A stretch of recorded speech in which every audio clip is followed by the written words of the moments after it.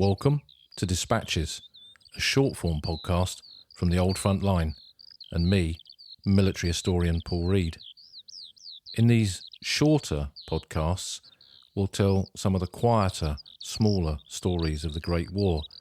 We'll share books, look at original documents, and take dispatches on the road and visit locations across that landscape of the Great War.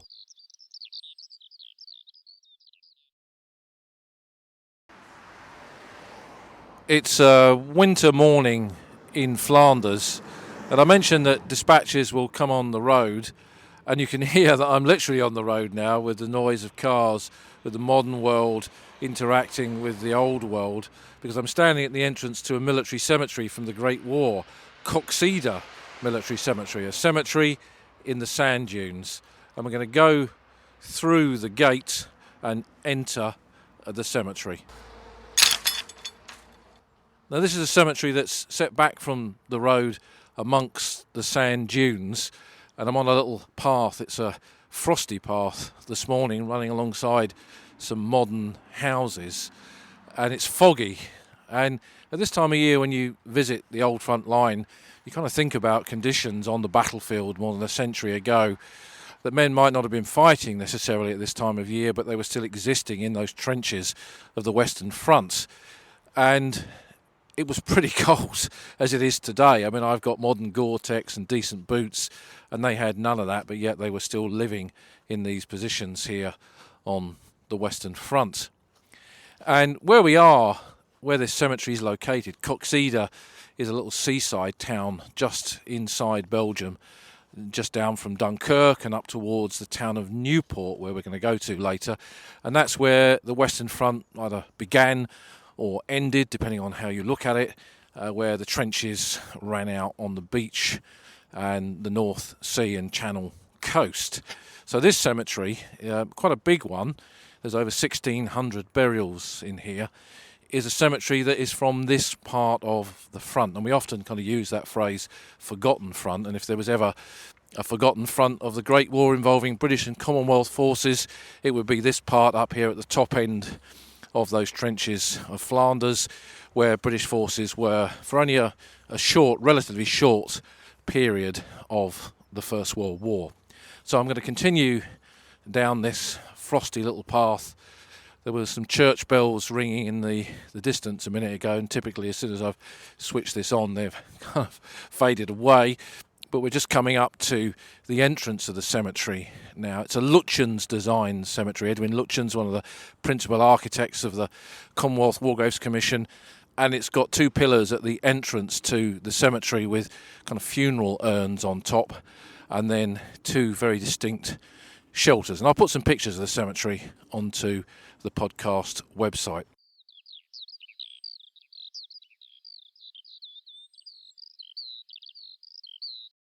I've come into the cemetery, and the early morning light is catching the first plot of graves ahead of me. I can see some frost on some cobwebs linking two of the graves together. It's a quiet corner of Flanders. I can hear a bit of the modern world in the background, and this is a cemetery amongst the sand dunes. I've got some contemporary images of it and a couple of post-war postcards. I'll put some of these on the podcast website so you can see them. And it sits, even today, amongst these sand dunes. There's a military base just through the trees to my left, and some modern houses I can see across to my right, and a little pathway that runs along close to it where the local people move to and fro during the day, going to school, going to work, visiting the shops. The kind of modern world exists alongside this old world of the Great War. And this is a cemetery, as I've said, with over 1,600 burials.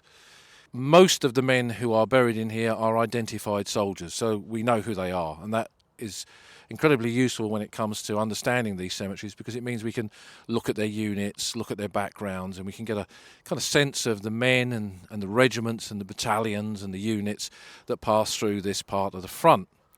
And where we are, if I look following the line of the sun as it catches the tops of the graves up towards the Cross of Sacrifice, I'm looking out towards where the coast is, And this position here at Coxeter was behind the front line, which was across to my right up towards the town of Newport, where those trenches met the coast, the top end or the beginning of the Western Front, depending on what your perspective is of that.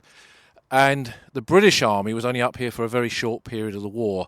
The French had fought in this Yser sector, the Belgian Army, of course, in 1914, when the King of the Belgians had ordered the opening of the sluice gates and had flooded the Yser plain, stopping the German advance along the coast here.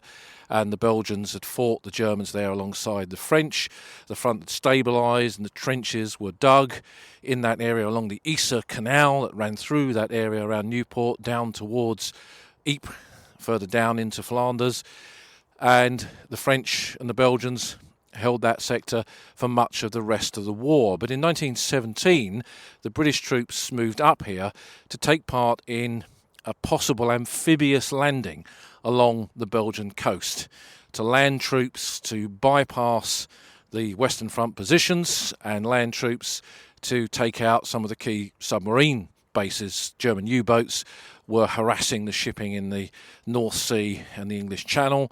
And as part of the objectives of 1917 and eventually as part of the objectives of the Third Battle of Ypres, the idea was to break out and sweep up to these submarine bases. And this Operation Hush, these men were moved up here to train for an amphibious D-Day style attack on the Belgian coast.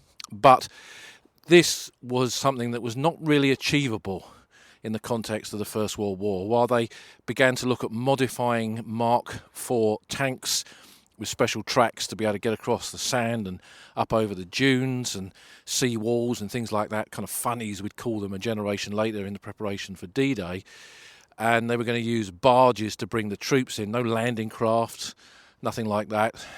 It was a potential, when we look back on it, for a massacre, really, because the Germans had heavily fortified the coast.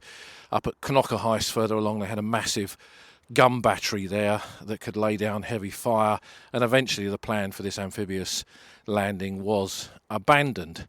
But it did mean that for quite a chunk of 1917, both before and during the commencement of the Third Battle of Ypres, British troops served on this sector, quite a few different divisions. And when I look at the graves that are in here, what's immediately apparent to me is that they're kind of in date order. So I've moved to the back of the cemetery to plot 1. And plot 1 in most cemeteries are the original burials. That's where the cemetery either began, or if it's a post-war cemetery that's been modified with concentrations, this is where you'll find the original burials. And having seen some late 1917 graves as I first came in, now I've moved to the back here, where coming into a period of July, I can see there's Gunner Mason, the Royal Field Artillery, 14th of July 1917, and I move back to the very back of the cemetery, and we're moving into the earlier part of 1917. So British troops moved up here, initially holding the line, training for this amphibious operation that never came, but it was not a part of the front without inactivity, because in July 1917 the Germans made a decision to attack the British troops that were defending Newport, and they launched an assault on the British positions that were just on the eastern side of the Yser Canal, in the sand dunes on the far side of Newport town. And on the 10th of July, a German attack broke against the King's Royal Rifle Corps and the Northamptonshire Regiment and some of the units of the neighbouring division. So they were part of the 1st Division that had moved up to take part in Operation Hush. And the 32nd Division was just down the road, had a lot of battalions of the Lancashire Fusiliers in it, and the Manchester Regiment and one or two others. Dorsetshires, Charles Dewey, who we mentioned recently on the podcast about books on the Great War, he was up here with the Dorsetshire Regiment, for example.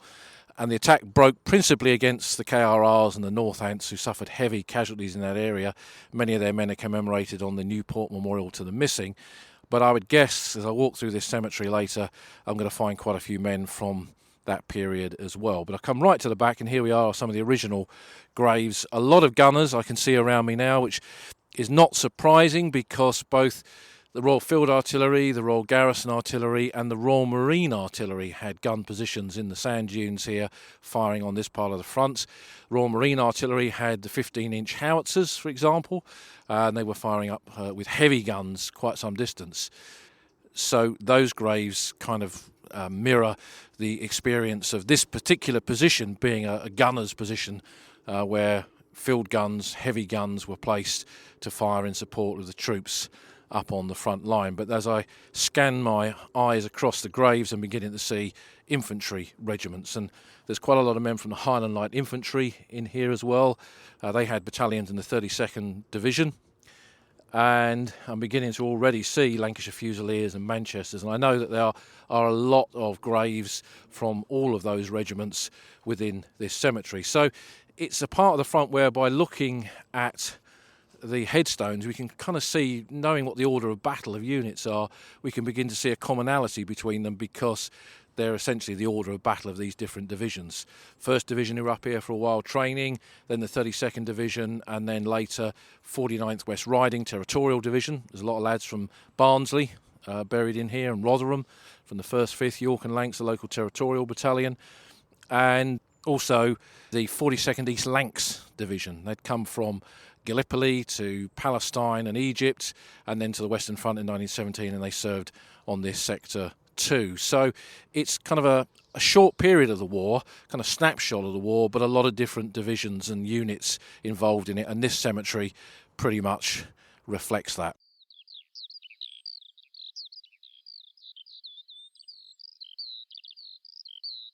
So I've walked now down into a part of the cemetery where I'm seeing quite a lot of graves from the 10th of July 1917.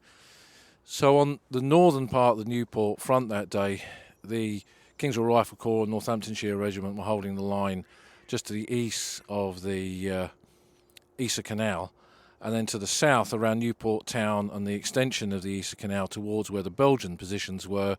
That's where the men of the 32nd Division were in the line, and that included quite a few different regiments, but quite a lot of men from the Lancashire Fusiliers, and I'm seeing an awful lot of cap badges of the Lancashire Fusiliers on headstones as I walk down this row. Not that many Northants, I think there's a couple in here, but most of their casualties were in the very front line.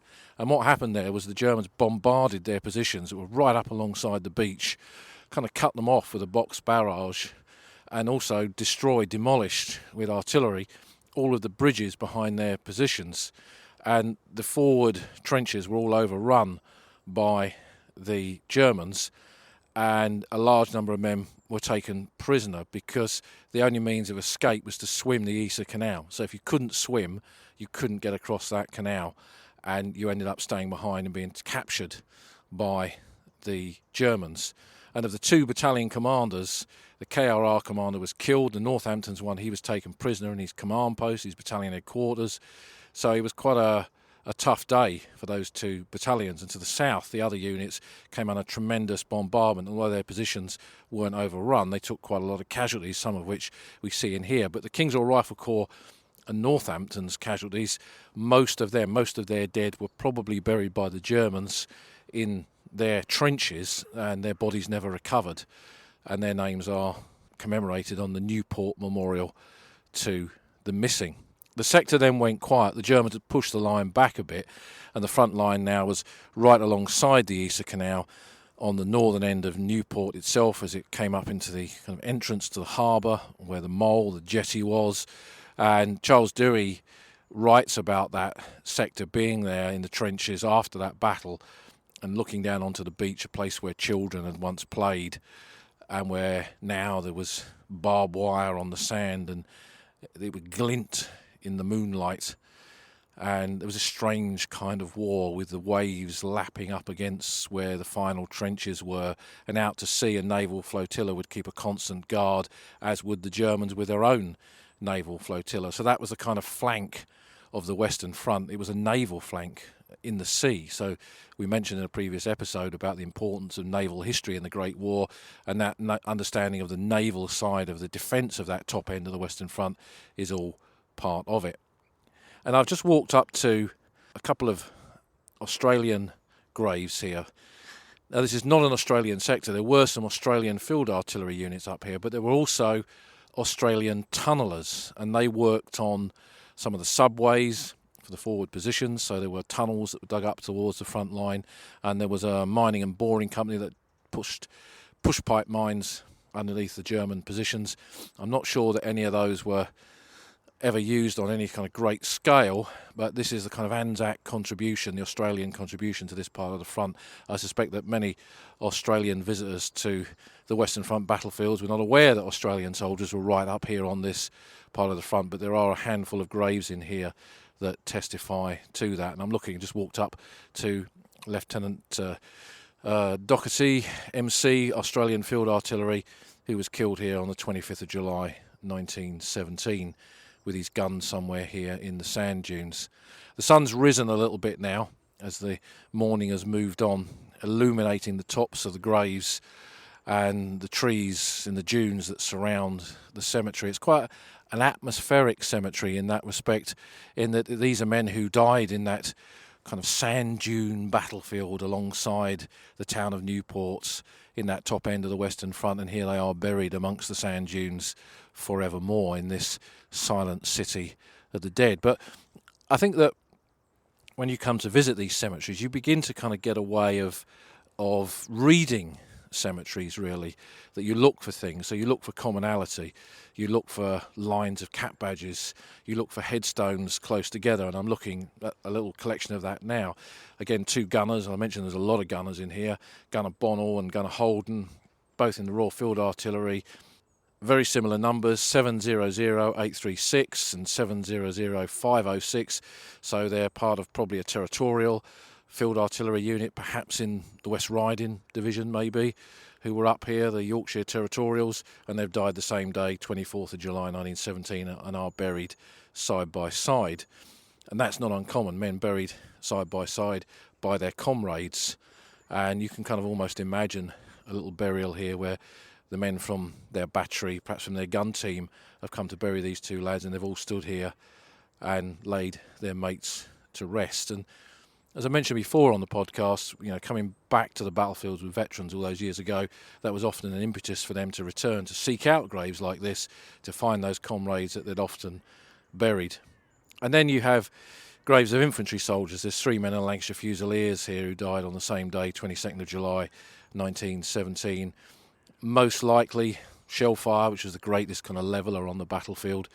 And you can imagine these 3 men kind of standing in a trench together, and one shell pitches over and kills all 3 of them instantly, and then they're brought in here for burial. So, you know, as with all these cemeteries, there's so many stories beneath these headstones, and it's nice to wander around to see people have laid personal tributes on the graves. There are photographs pressed up against some of them, so a kind of face brings that grave to light. And there's a really good website, worldwar1cemeteries.com, where they've incorporated quite a lot of photographs of men buried in places like this. They have a page for every cemetery.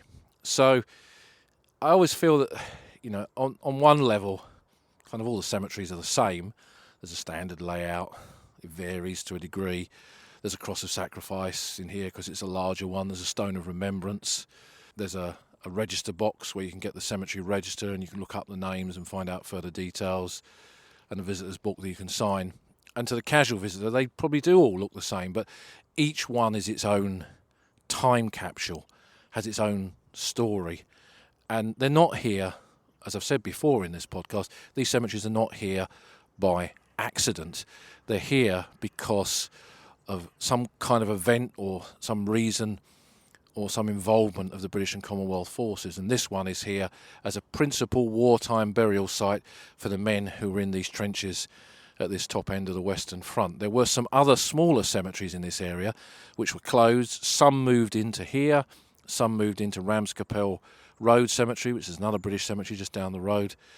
But this one has a large proportion of original wartime burials. And we can kind of come in here, we can, like I say, imagine these men being laid to rest by their comrades in what would have been a very strange sector if you'd fought in the mud of Passchendaele or in the cold winter on the Somme in 1916-17. You come here and it's sand and it's dunes and it's beaches. This is not the kind of war that I suspect you thought you were going to come here to fight. And again, I always find myself, when I kind of read these cemeteries and look at them and wander around them, we kind of look at the inscriptions, and sometimes they just kind of jump out of you, almost as if the soldier is somehow calling to you. Something takes your notice and you look down and you read the inscription. And I'm looking at the grave of Private Jaffray of the Army Service Corps, who died on that fateful day of the 10th of July 1917. Possibly he was bringing up ammunition towards the forward zone of the battlefield and was killed by shell fire, and his family wrote, "Sleep on, we love thee dear, good night." I often think, faced with the choice of what to write on these headstones, what would you write? What would you add? And there's a lot of reference to God and empire and king and country. I'm looking at one now, "We thank our God for every remembrance of him." There's kind of a desire to find meaning in sacrifice. Not too many graves that question that. And, I've just walked past another 10th of July 1917 casualty of the Royal Garrison Artillery. He gave his life for the cause of freedom. And these were the values that these men had gone to war for, to fight for the righteousness of their cause and to free gallant little Belgium and stand up for Britain and its wider empire. And it's hard now to kind of make sense of that, perhaps more than a century later, but when you stand here amongst the dead of the Great War and you think what brought them to this point where they would serve and offer up their most precious thing, their own life, what would bring them to that point? What would take them on that pathway to coming here, where their roads crisscrossed, and for so many of them, more than 1,600 of them in this cemetery, where it came to an end. So the early morning light is catching the inscriptions, catching the cap badges. There's something about winter light in these cemeteries, and the frost on the grass. The commission work here all year round, and I always feel these sites look amazing no matter what time of year that you come to them. And there are so many different units here, perhaps units that you don't always see, because this is a position that was behind the front, and even when the British were here for such a short time, they still needed all the infrastructure that was required to keep their men in the line. So there's Army Service Corps men bringing up the ammunition and supplies. I'm looking at a row of Royal Engineers who would have carried out sapper work on the battlefields. I've seen some more Australians here, 2 gunners from the Australian Heavy Artillery. There's a soldier of the Army Veterinary Corps buried here, and Sergeant Southall, who also died on the 10th of July 1917. So that day when the Germans put down so much artillery, both on the forward zone of the battlefield and beyond it, no rank, no unit, no place was quite clearly safe. And it kind of reflects the army, I suspect, perhaps in a much bigger way than a typical forward battlefield cemetery does, which has only got men who were in roles that took them to that forward part of the battlefield. In here, there's every strand of the army, and a lot of Commonwealth nations with the Australians. I've seen a New Zealander in here. I'm just looking at a South African grave over here. And it's also a place where the First World War meets the Second, because right at the back is a row of graves of men from World War II, including a whole row of Canadians who were killed in the liberation of this area in September 1944. So this cemetery, this burial ground, like so many, has a lot to tell us. Those crisscross paths of the First World War here crossing over with those of the Second and drawing us in, making us think. And I've already seen 1 or 2 names that I'm going to look up and do a bit more research on. The fascination, the eternal fascination of these places, which is what always seems to draw us back to the old front line.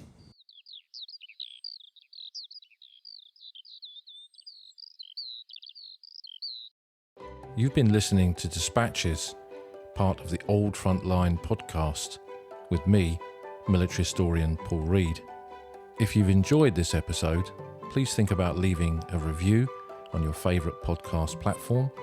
giving us a rating and leaving a comment on the podcast website, oldfrontline.co.uk. You can follow us on Twitter, and if you want to support the podcast, you can find us on Patreon at patreon.com/oldfrontline, or buy me a coffee at buymeacoffee.com/oldfrontline. Thanks for listening, and see you again soon.